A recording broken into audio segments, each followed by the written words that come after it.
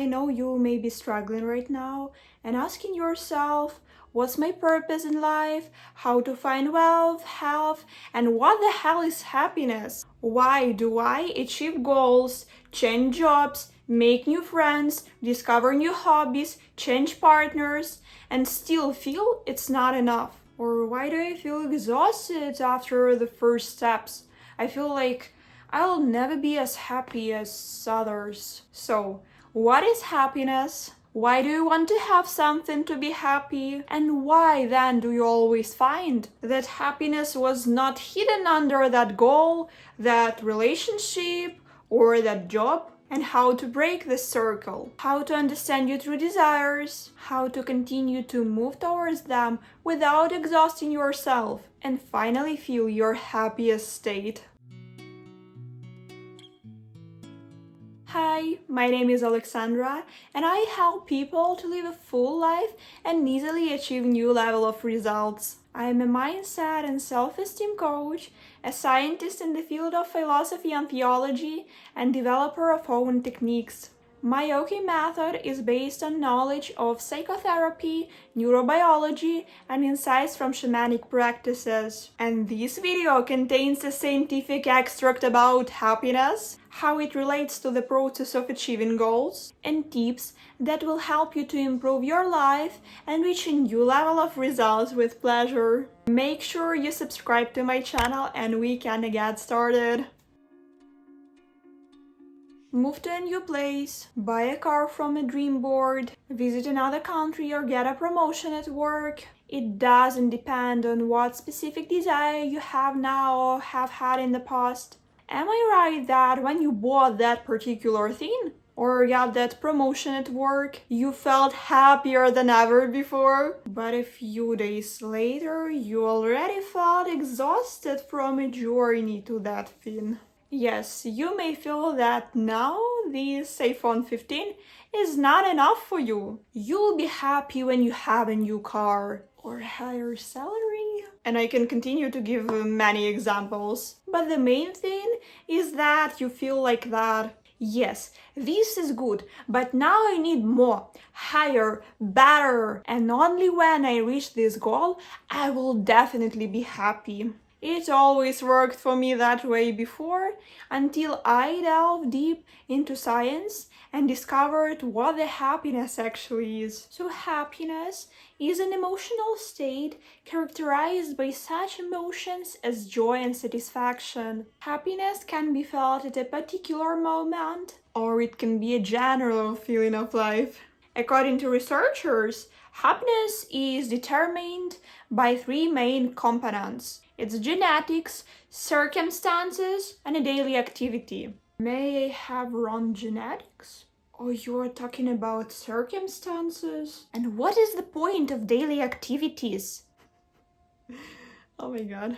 I want a new car and a healthy relationship, and I assure you, I'll be happier than ever. So why do we always want something to make us happy? As a researcher, I worked a lot with existential questions, and I remember learning about arrival fallacy. This is a tendency to often mistakenly believe that only achieving our goals will make us happy. And it's important to understand the mechanism of this phenomena in order to change your goals, in order to avoid exhaustion or disappointment. The arrival fallacy was first coined by the Harvard-trained psychologist Dr. Tal Ben-Shahar, and in his younger days, Ben-Shahar was a squash player, and he always believed that if he could win a match, he would feel the happiest person afterward. However, although he would indeed feel happy after winning, this feeling was short-lived. He was faced with the stress, pressure, and a sense of emptiness. As I said before, instead of creating a long-term happiness or satisfaction, achieving one goal simply led him to discovery of new athletic goal. And the list of young Ben-Shahar's goals was never quite finished. Does this remind you of anyone? We've all been there, and if you are wondering why it happens to us, Dr. Maya Pillin from the University of British Columbia, Canada, has further investigated our ability to predict our future emotions. Pillin reported that the ability to imagine how something will make us feel is always inaccurate.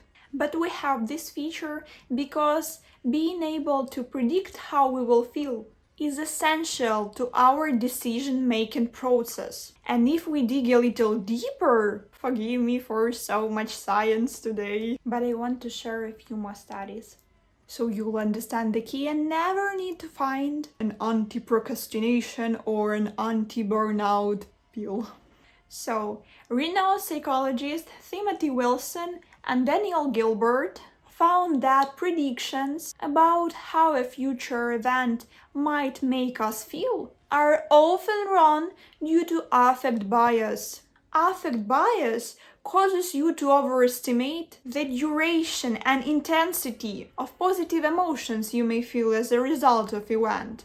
Thus, we underestimate the positive impact that achieving a goal will have, and underestimate how other events or feelings may affect our feelings. Arrival fallacy affects us in a variety of ways, affecting future decision-making and emotional well-being. And if the initial euphoria of completing a marathon wears off after 2 days and leaves you feeling empty, you may conclude that striving for success is not worth it because it leads to burnout and procrastination. And that's why some scientists even joke that we are destined to be unhappy because our brains are programmed for it. But on the other hand, in case like that marathon, you may react even differently. You may immediately start exploring new challenges to try to reach that short-lived happiness peak again and again, not even fully considering the potential consequences. Also, remember that happiness cannot depend on one aspect of your life. Other aspects, including your financial situation, relationships, or health, will also affect on your mood. Okay, so can we break this circle? Yes, let's stop at these scientific materials. Instead, I'm going to give you 4 basic tips that you can do to change your life and goals to feel fulfilled and achieve them stress-free and with even higher level of results. And I promise you, this is not a utopia. Trust me, I've been on the both sides of that spectrum. So what helped me change my condition and what will definitely help you? Tip 1. Remember that happiness is not a static destination that can be reached after achieving a goal. Your level of happiness will continue to rise and fall according to the many external and internal events you may experience. Yes, I know that now you may think that settling goals is a mistake and that you can live without any goals, but that's not the best strategy either. The secret is not to avoid setting goals because they lead to that arrival fallacy, but to change your motivation, to change your perspective, making the process of achieving your goals as important as the outcome.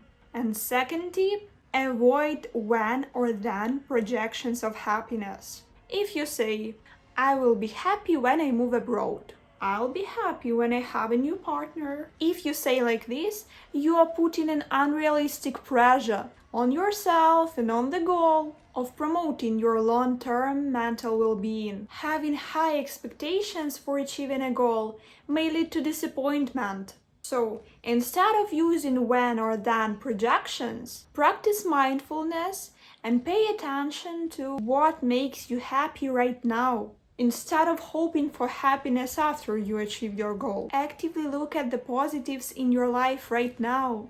And you can do this exercise by journaling.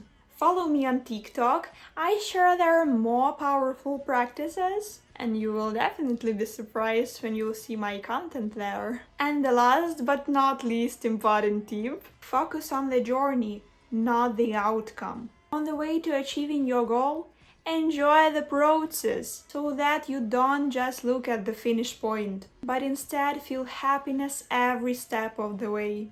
Give yourself the space to experience the joy of learning, connecting with people in the field of your interests or goals.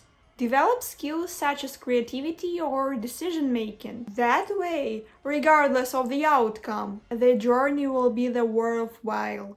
And the last tip: celebrate micro wins. Small milestones can act as a catalyst for larger tasks. Here, you can see a list of some micro wins in everyday life that you should learn to celebrate.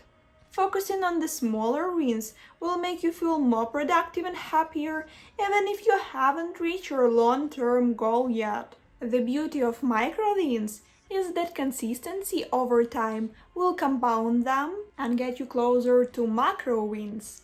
Plus, micro wins are a great way to build long-term habits because they create a positive feedback, and then your mind starts to associate that progress with happiness.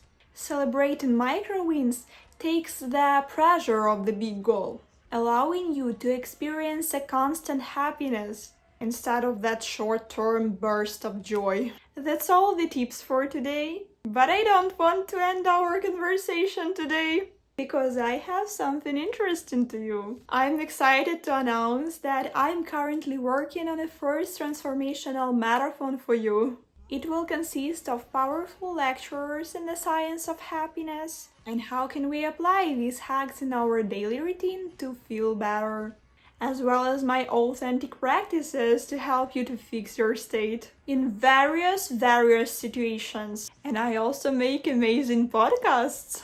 And I pursue this marathon as a community of people united by one desire: to live happier and achieve our dreams. I'm glowing from within with this idea. I'm already working on it, so follow me on my socials, all links under this video, so you don't miss the opportunity to join and achieve new results with my energy. And if you are watching this video later than November 2023, I'm sure you'll already found the link in the comments below. And if you asked for a sign, here it is. You can join. And I'm 1000% confident that this educational product will become a base for my audience. And I really wish someone had told me a couple of years ago all the secrets I'm about to reveal to you. So don't miss it and watch my free workshop if you haven't already. More info in the video caption. And find lots of reasons to smile today. Hug you. Thanks for watching me and see you soon.